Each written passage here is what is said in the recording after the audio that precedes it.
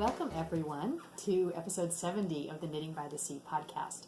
My name is Lisa and I am Saratoga Knitting on Instagram and on Ravelry, and I welcome you to my home here in Marblehead, Massachusetts, which is a little town just north of Boston, and we live in the old section of town, the original section of town. We're about a stone's throw from the harbor here, and we live in a very old house right now that was built in 1750.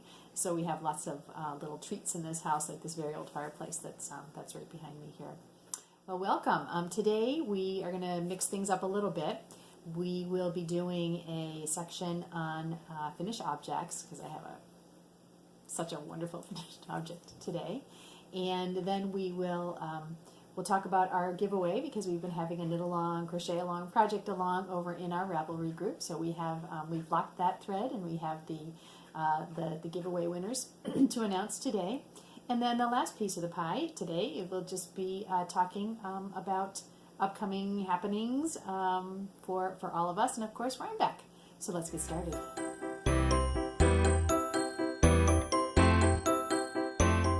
Finished objects. What finished objects do I have to show you today? Oh, and before I start, if you happen to hear a little bit of a tinkling noise, the cat really is in with me today. Oh, there it goes.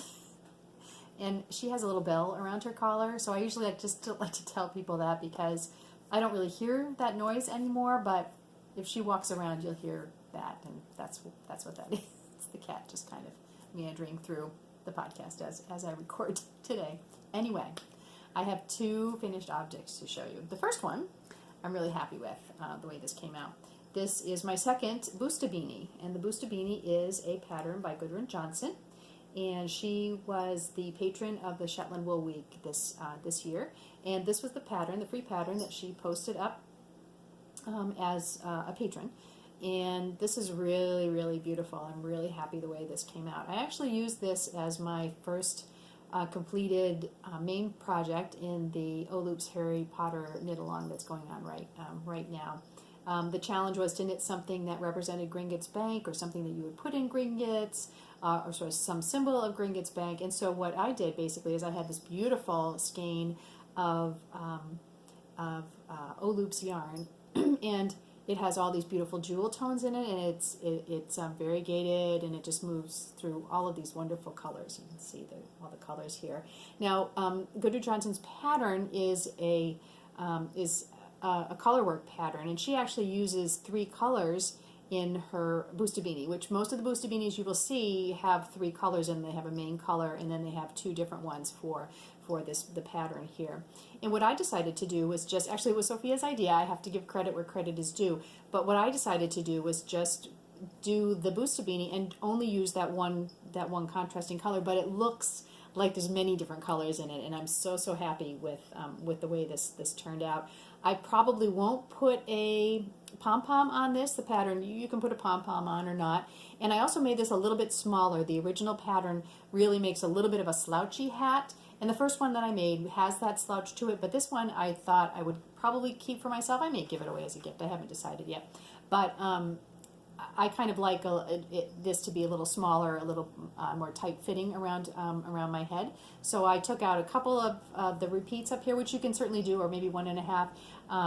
It's very, very easy to reduce the number of repeats, and then go and do the decreases here on the crown.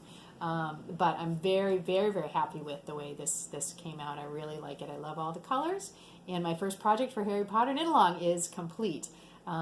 Yeah, so I'm very, very happy with this. I love this pattern. This is a great pattern if you've never done color work before.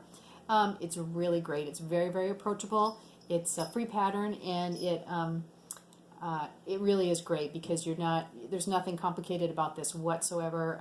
There's, at the most, there's only three stitches together in the same color, so you don't have to worry about having long floats in the back. Oh, and I'll show you the inside of it as well, because that's always cool too to see. So you can see, here's the inside of it, and then it's out. I'm gonna weave in that end or trim it off.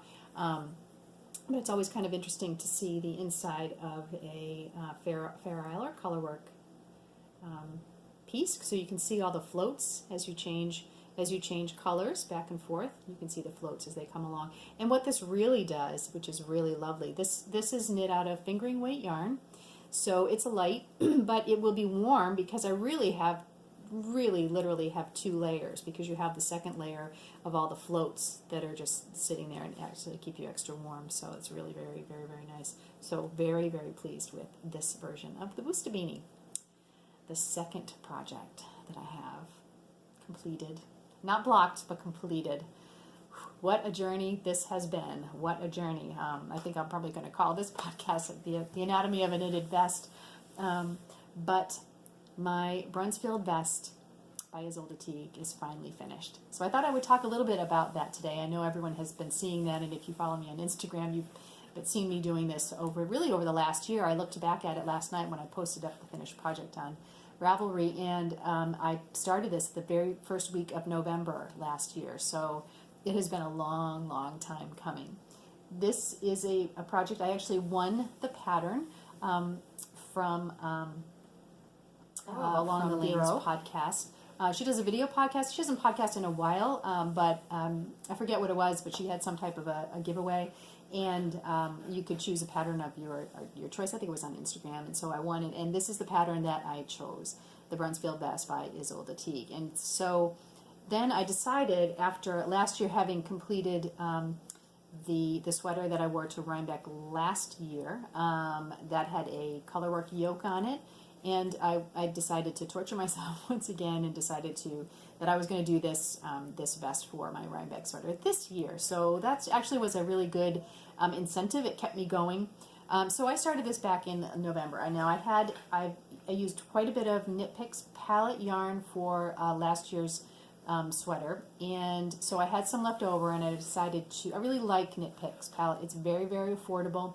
It's 100% wool, so it's really grabby. So it's actually very, very good for knitting Fair Isle or color work, because you don't really have to worry too much about weaving in the ends. You can kind of just cut them close and leave a little bit of a tail on them, and they basically will felt with wear and with washing. So they're actually really great yarns in the United States to work with if you're going to do a project like this, and you don't completely want to break the bank. So I decided to do it in Knit Picks palette, and then I decided I had to look and see what colors I wanted to use. I forget how many colors there are, but there are quite a few in the pattern. So what I ended up doing was doing some swatching. Not swatching so much for size, but swatching for color this time around. I knew my what my gauge was going to be from the sweater that I knit last year, but I needed to decide on some colors, and that, for me, I think a lot of times is the hardest thing. It's fun, but it's hard because you need to kind of think about the look that you want to have for it. Isolde's original design that she did, or the sample knit that she did that shows on the pattern page in Ravelry, is very heathered colored. So it's grays and light grays and dark grays and probably some blacks, and it's very, very heathered.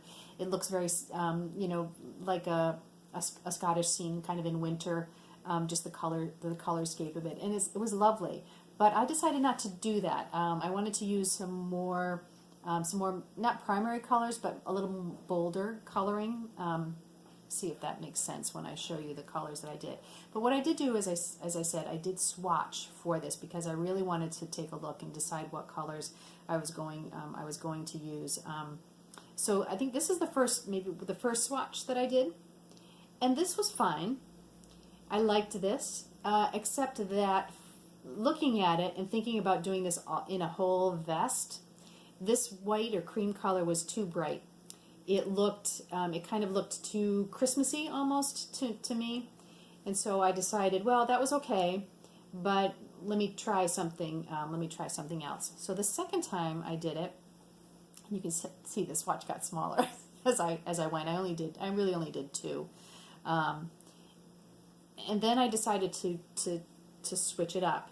So instead of using the white as the background here on this big X motif, I thought I would move it over to this smaller motif to the side of each, so you can see that.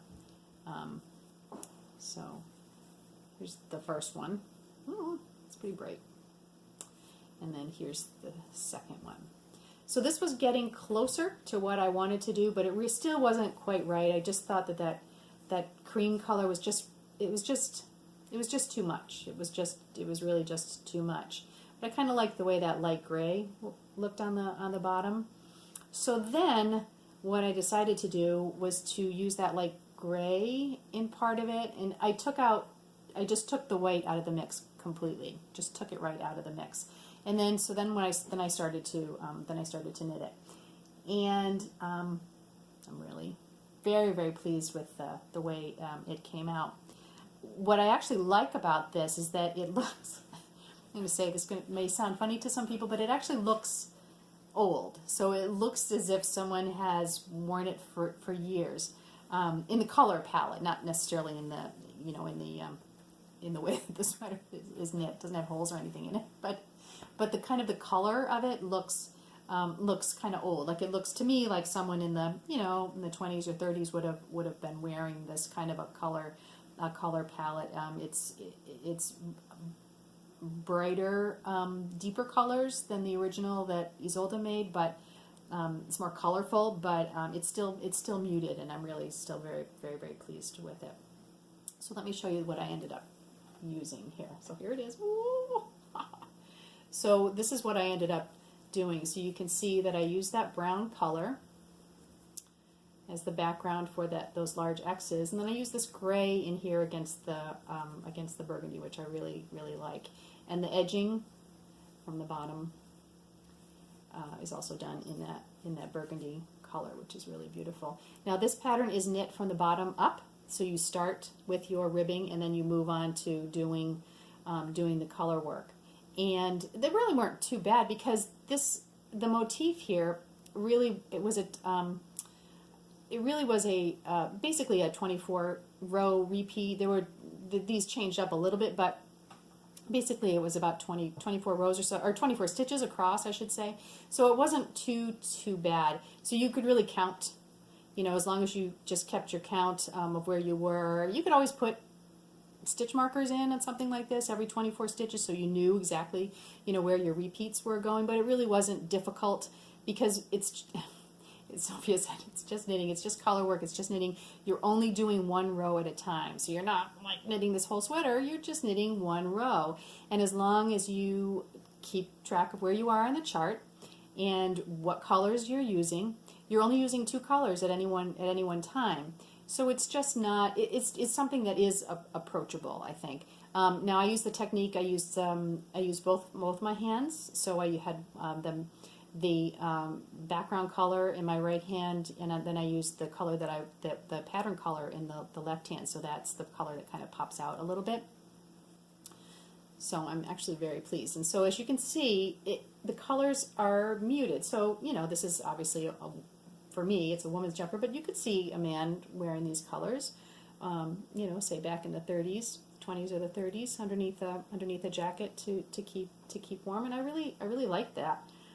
I like that aspect of it. It's kind of exactly the color palette that I was going for, and I'm very, very pleased that it came out this way. So this, as you can see, was knit in the round,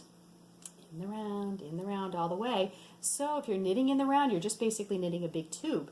But you need to open up that tube, because you have to open it up for the armholes on both sides, and you have to open it up for the collar here. So what you end up doing is putting in extra stitches. So I think in this particular pattern there were 5 extra stitches all the way through here, and then 5 extra stitches on both of the armholes, and you had to steek them. So that was another reason that I really wanted to do this sweater, because it was going to be the first time that I had steeked anything. Now, in my mind, and again I'm not quite sure why, but in my mind, doing a vest, steeking a vest was going to be easier than steeking a cardigan, and I'm not sure why I thought that. Because if you steek a cardigan, you do everything in the round, and the only steek you have is right down the middle. There's just one large one right down the middle, opens up, you're good to go. No, this one had 3. I don't know what I was thinking, but it was great experience to do. It was a really great experience to do. So I had my steek stitches, and then I actually had to cut them. I think I have a video of it. Sophia took a little video of it, and I'll put that in at the end. The hardest part actually of the steeking for me was to stabilize the stitches, because what you do, you have 5 stitches and you're basically going to stabilize the two stitches on one side, 2 stitches on the other, and then you're going to cut that middle stitch. And the reason you stabilize them is so that when you cut that middle, it doesn't all unravel. Now with this type of yarn, this is really toothy yarn, you really literally could have just cut it. And it wasn't going to go anyplace. It really hasn't gone anyplace on the inside of it, and I'll show you that in a little bit. But what obviously Isolde recommends, or most of the books recommend, is that you stabilize them somehow. So sometimes you can do a sewn stabilization with a sewing machine. You can do a crochet stabilization, and you can do just a hand sewn stabilization, whichever works for you. Actually, and I have Alice Starmore's book of Fair Isle knitting, which I also love to kind of look at, and I was looking at hers, and she basically says just cut it. Don't worry about doing anything to it, because the yarn, obviously the yarn she's using is actual Shetland, and it's 100% wool, and she's just like, cut it. Don't worry about stabilizing. You'll tack it down after it's done. It's not going to go anyplace. And I was like, oh, it's tempting. It was tempting. It was extremely tempting, because when I went to do it, I started to do the crochet stabilization, and it was so frustrating. It just wasn't, it was hard to see where I was going on the stitches, because they're pretty small. I probably, you need to use a really small crochet hook, which is fine too, but it was just, when you're visually challenged, using bifocals, trifocals, and trying to actually get exactly where you're going to go, and it just wasn't working very well for me. So I was very tempted to just cut, because I was doing this all in one day. I had a day off from work, and so I was like, this is the day. I'm going to do these steeks. We're going to cut them. We're going to get them done. And so what I ended up doing was actually just doing a hand sewn. I had some lace weight yarn in a purpley color.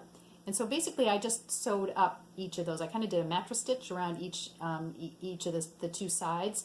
And that worked out just fine, and it went fairly quickly, and it was just fine, and cutting it was fine. It was actually fun. It was like you just want to keep going. It was actually fairly quick, and it really was not bad. Now I have some ends to cut in, to kind of trim down. But again, I'm not going to weave in these ends on this, because this yarn is really, as I keep saying, it's really toothy. It's going to kind of mat and felt together, but I will trim it a little bit before I wash and block it later today. But let me see if you can see here. Yeah, I guess you can see. So this is the inside of the sweater. Ooh. So you can see where I have this is the steeked edge on both sides here. And I think that you can see that crazy purple yarn in there. So this is the yarn that I just went up and stabilized those side stitches with on both sides. And then I also did it on the sleeve as well. So, and what happens once you cut it, it just wants to naturally fold in. So there really isn't a problem with it. So once you've done that, again, I'll kind of trim these edge pieces before I wash and block it today. And then basically what you do is you go in and you pick up stitches along the edging, 1 or 2 stitches in from the steek stitches, and you pick them up, and then you just knit from there. And then once you've done that, you kind of double stabilized it, because now even if there was a stray stitch on this section here, where's a good one? So you can see there's a little bit here. Even if there was a stray stitch that came apart, a piece of yarn that kind of opened up a little bit, it wouldn't matter, because I've double stabilized it now, because I've knit into other stitches here, so it's not going to go anyplace whatsoever. So that was actually very exciting. It was a really great experience for me to see. So this is going to get washed and blocked this afternoon. I've tried it on. It fits great. So this will be, this is my Rhinebeck sweater this year. So please, if you see me at Rhinebeck and want to see the sweater, come on up and say hello, because I can't wait to show it off. It's just one of those things where I'm really, really happy that I did it. I really love the way that it came out. I think this is going to be a stable piece. My poor office mates are going to see this all winter. And as you can, again, it's going to be super warm because I have that extra layer of stitches or extra layer of yarn inside the vest from carrying the floats over. So I'm very, very happy. I'm really happy that I did this year. I think I'm going to put Fair Isle aside for a little bit now and see where we go from here. I have no clue what I might do next year for Rhinebeck, but I'm very, very pleased. You'll see this a lot on my Instagram feed because I'm gonna wear it all winter long. It's going to be one of those go-to pieces, along with the boho sweater that I did last year. So this will be what I'm wearing on at Rhinebeck on Saturday. So if you see me in it, come on up and say hello. All right, well, I think that's it for finished objects right now. So let's move on to the giveaway.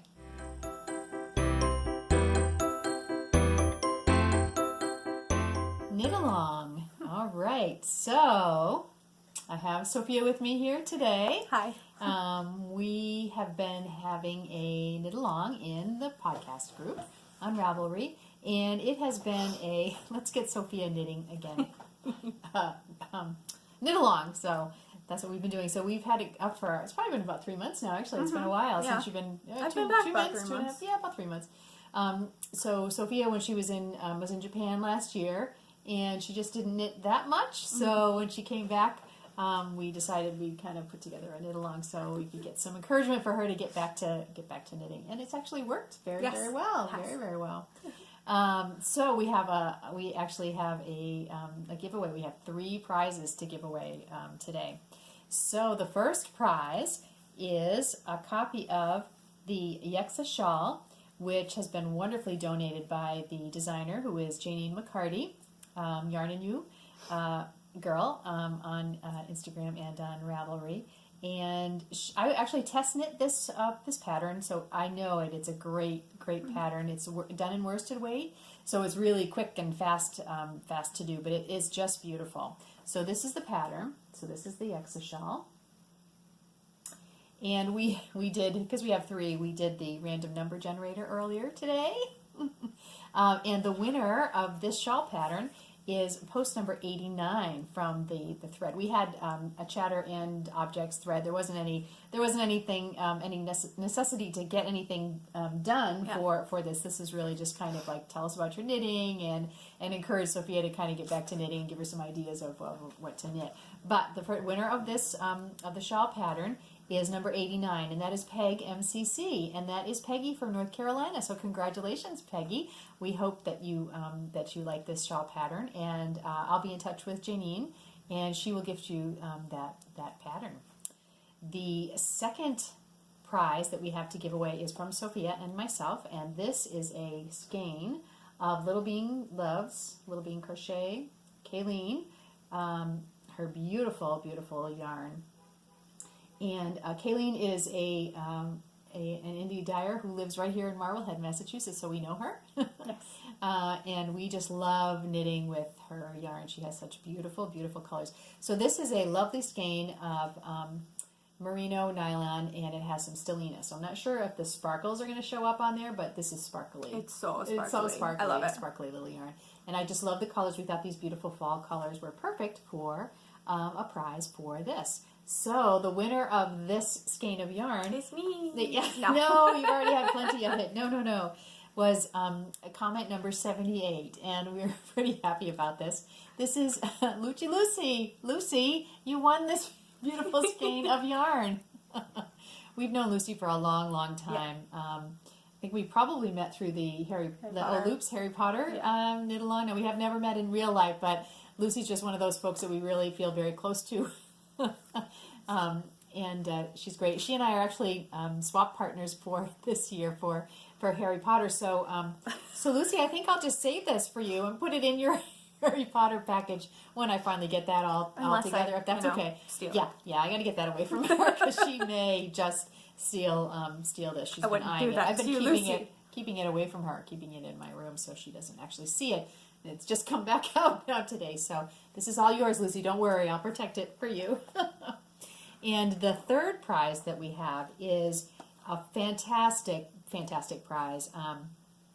This is from Gil from the Birdie and Poppet Etsy shop. Gil is actually from the UK, and she so kindly messaged us and said she would love to donate the prize of a bag to this knit along.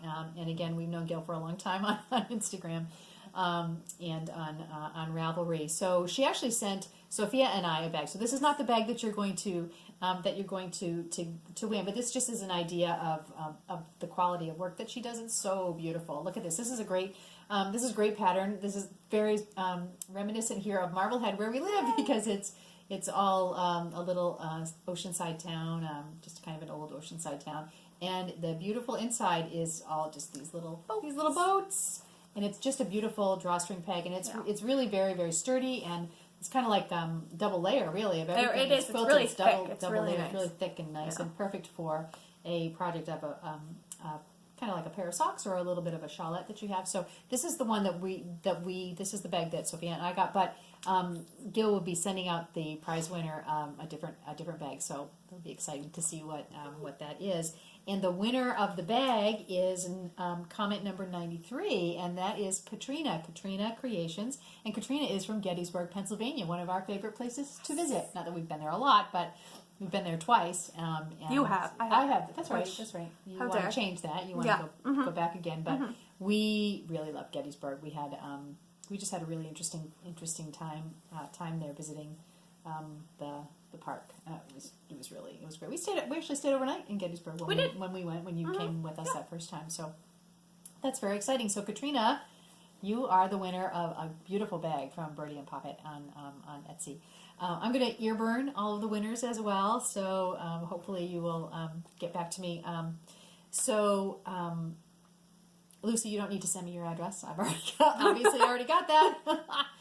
Katrina, you can just private message me on Ravelry, and I'll get your mailing information out to Gail, and she'll get that prize out to you. So congratulations. Thanks again to everyone for all their comments and encouragement. Yes. To Sophia. And when we get to the chatter part, she'll show you kind of what she did as a result of all that. So thank you again, and we'll come up with another knit along pretty soon. In a little while, maybe after the Christmas holidays. I've got some thoughts. You got some plans. She's got some plans going. All right. So now let's move on to some chatter and talk about Rhinebeck.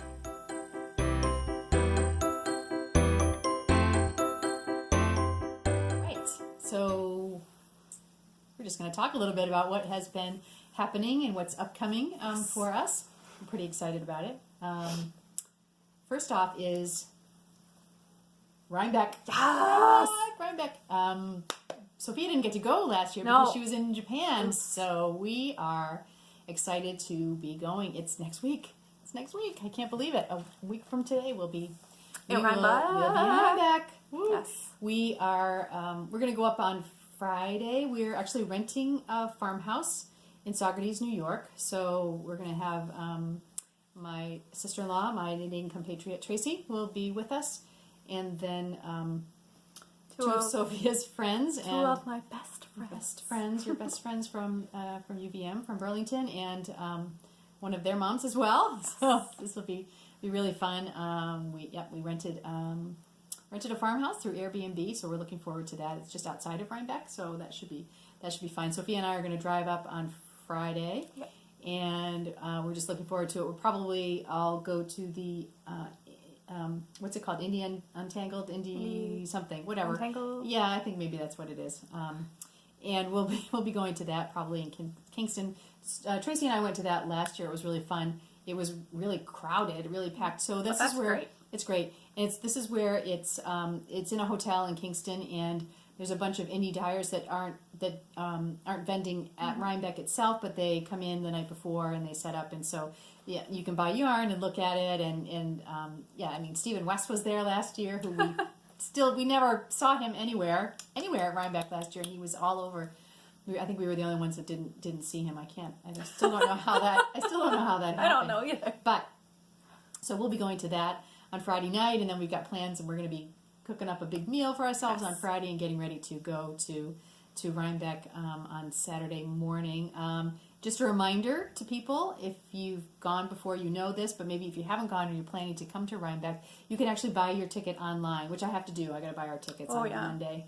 I'll do that on Monday, and just buy them ahead of time and print them out. They're a little bit cheaper, and if you have them, then you don't have to stand in line. Not that that's a bad thing, but you don't have to stand in line and wait. You can just get right into the fairgrounds, and I think they've changed the hours this year, so the fairgrounds actually open up at 9. Again, I don't know if that's a good or bad thing. I don't think we probably won't get there at 9, but we'll get there. We might. We the might. girls are going to be They're excited. going to be waking us up. Emma first thing in and the Sarah morning. are going to be excited. That's true because they have never been before. That's true. We've all, Tracy and Sophia and I obviously have been before, so we know what we're in for. But the girls and Emma's mom, and her mom and Sarah have not been before, so we've got some newbies. Yeah, and they're especially excited, I think because one of my other best friends, Shawnee, got to come with us a couple of years ago. No, I'm sorry, Shawnee. I'm sorry, Shawnee, that you're not here for this. We'll think of you. We'll try to do the shuffle. We'll do the We'll Shawnee try to shuffle do the for Shawnee you. shuffle for you. But yeah, so we're really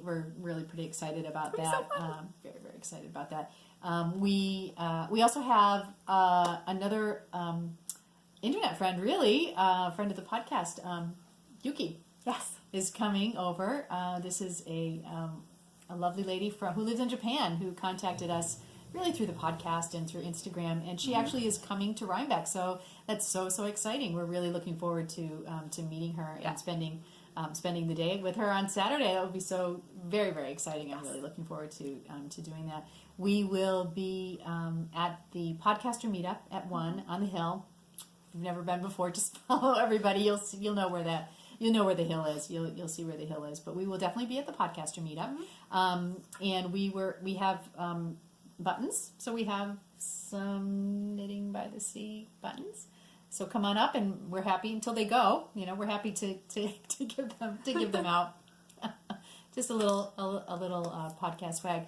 And as I had said earlier, I will be wearing my Bruntsfield Vest, so I will be won't be hard to miss. No. Miss me and I have Sophia. red hair. We'll have everybody knows Sophia. I stick out the sore thumb anywhere I go. But so we're going to go to the podcaster meetup. So that's really great. We're really looking forward to just seeing so many of our friends who we only see at Rhinebeck. Really, we're really looking forward to it. The weather right now looks like it's going to be kind of in the low to mid 70s.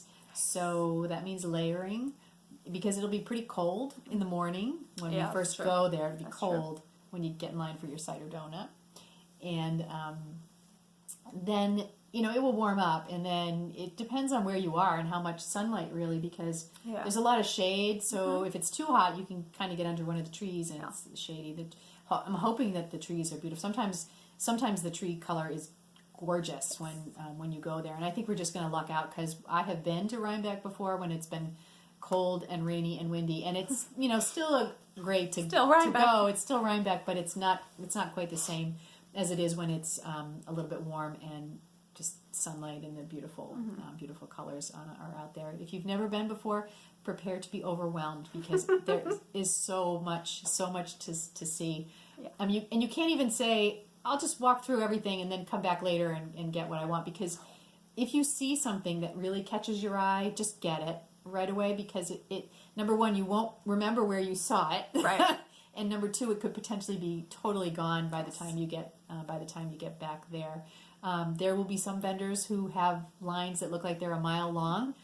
We usually kind of avoid those, but if you want something from that particular vendor, then definitely go for it. But don't forget to go and take a look at all the animals, because in the back there are just all the sheep and the llamas and that's my favorite part. Yeah, the alpacas. I just really like animals.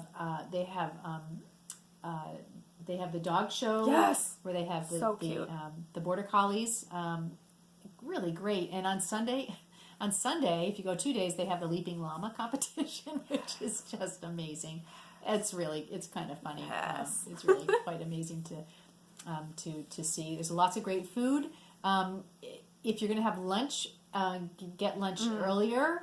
Yeah. You know, you want to, because the lines for lunch are crazy long as well. But again, you know, it's Rhinebeck, so you're just looking at everybody's knitwear and there's the whole big area with the New York State food display and the judging area. So people have put in knitwear and spinning to be judged. That's always great. There's usually a photography exhibit as well, competition in there as well. And sometimes last year they had a wall where you could vote on next year's Rhinebeck design. So that's always kind of fun to do. And I remember Tracy and I voted for that. I think it's a good design this year too. You were saying that before. I don't remember what it looks like right now. I don't have a picture of it in my mind, but I have an impression that I liked what it was. Yeah. I don't usually buy. You can usually buy a bag or buy a T-shirt, and I haven't done that in the past. And I remember looking at it this year, going, "Oh, I really like that."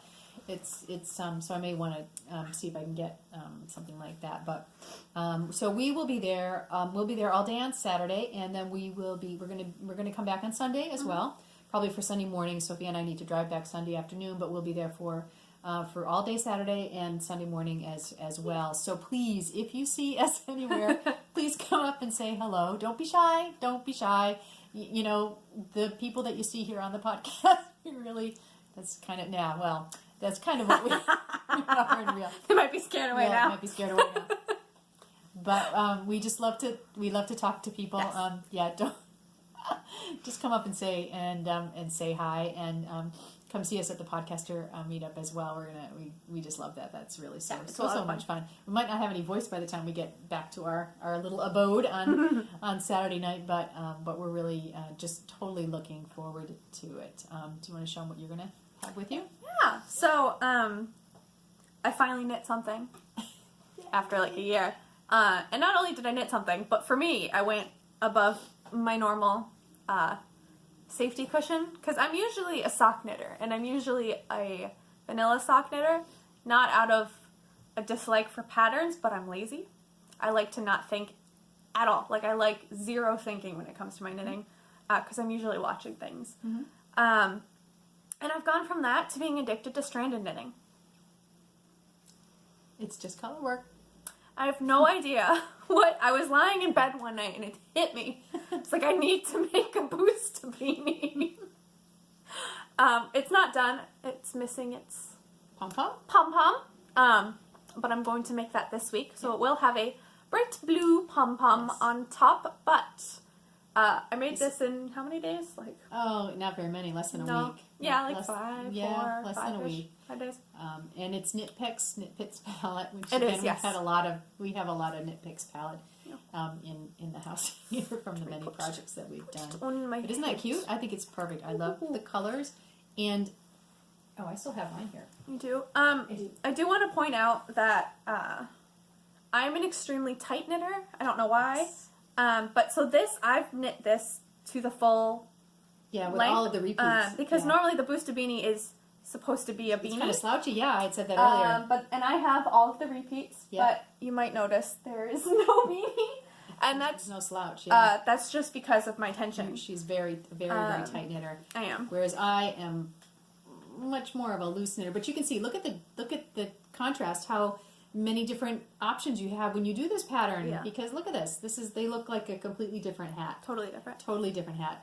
But yeah, I'm going to bring this. I probably will bring this. As I said, I'm still not sure if I'm going to give this as a gift or not. But and again, I don't know, how much it will need a hat, but we'll bring a hat with us. I'm just going to wear this for fun. Yeah, just wear it for fun. Absolutely. Especially with the pom-pom. I'm so excited.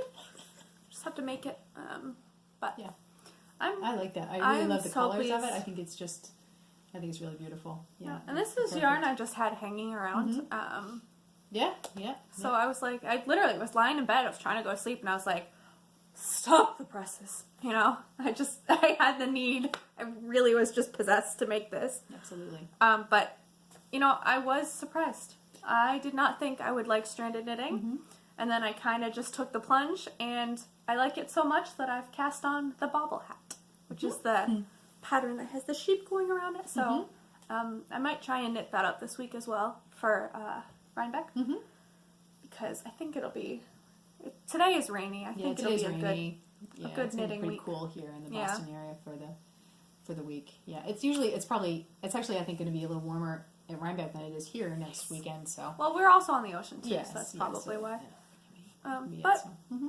this is my completed, except for the That's pom-pom. amazing. We should just I'm amazed. one night sit down and make pom-poms. Mm-hmm. I'm not gonna put. I know you're not, but I'm gonna You make need two. to make one. Oh, that's right. You need to. The bobble hat has a. You're right. Has You're a, right. Has a I think bobble. the bobble hat even better with the pom pom. Yeah. Yeah. So I need to make two, but we should just. Yeah, sit down and do that one night. Yeah, perfect. Can use my mother's company. Absolutely. Well, now that I'm done with that sweater, the vest, I can. Yeah, no. I can just. I do had to something fun. harass her to She do did. that. Now everybody harassed me. Yeah. Everybody harassed Thank me. you. I needed it. I appreciated the all the support I could feel. I could feel behind me to get that completed. So now Sophia and I obviously are driving out Friday to Rhinebeck, and then I took Monday off, thinking that perhaps we might be able to maybe go up to Saratoga and spend the night there and come back Monday. However, Sophia has a little bit of news. So I found a job. And I didn't just find a job. I found a job that means the week after Rhinebeck, I'm flying back to Japan Yes. for a month.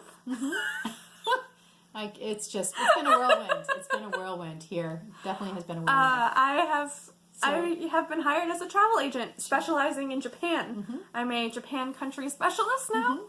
And I start that Monday. I start the day after Rhinebeck. We have to drive back on Sunday And then afternoon, and then Monday morning she goes to her first day of work at her new job in Boston. So Yes, this is great. It's in Boston. And and then she leaves the following That Saturday. They're sending me off back to Japan for a month. I just unpacked. Come and go. Just unpacked. I haven't finished unpacking, if I'm being honest. Unbelievable. I've been here 3 Unbelievable. months. But this is so exciting. I think this is something you'll really be good at, and Thanks, it's just what you wanted to do. So you Yes, get out, it is.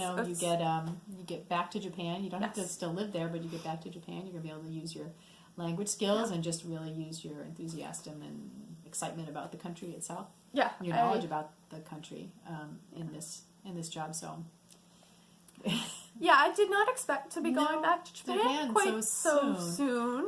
but Or even for work at all. I did not expect to even No. get a job in the field of travel. No. And I kind of happened on it on accident. And so here I am, and Here we're we all go. kind of laughing about it. we are kind of laughing Kind of like, about it. oh, We're all- yeah. All right. Okay. All Yep, right. So back this to is going to Japan. happen. Back Yep. to Back to Japan Japan. again. So, but we're all really we're pretty excited and really I'm very really excited. happy about it. So yeah. So now we'll get some more videos from Japan Yes. again like we used to have. So we're Didn't excited. expect that, did Didn't you? expect it. No, did not expect that. So you're going to miss Halloween and you're going to miss Thanksgiving again. I this know. year. Oh 2 well. years in a row. Oh well. 2 years in a row. Oh, well. That's okay. You'll survive.